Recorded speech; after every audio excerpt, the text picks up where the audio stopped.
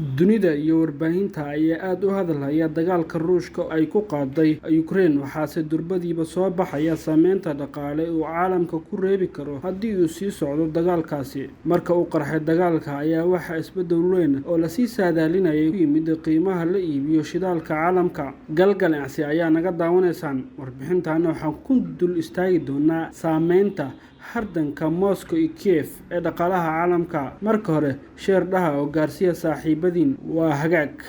Putin oo ah hogaamiyaha Ruushka ayaa amar ku bixiyay howlgal militari oo ka dhan ah Ukraine. Weerarkan oo si weyn dunida ay isha ugu hayso waxaa ka dhashay isbedel ku yimid qiimaha shidaalka la iibiyo ee caalamka. Qiimaha suuqyada shidaalka ee caalamka ayaa kordhay 4.6% saaka, iyadoo fuustada shidaalka ay noqotay 104.6, halka maalmihii la soo dhaafay la iibinayay halka fuusto oo shidaalka ah $100. Sidoo kale, qiimaha shidaalka ayaa cirka isku shareeray sanadkii 2014 markaas uu Ruushka ku qaaday gobol ka mid ah Ukraine dagaal. Waxaa la saadaalinayaa in sii socoshada dagaalka ay keeni karto hoos u dhac dhaqaale oo laga dareemo suuqyada Yurub iyo guud ahaan caalamka.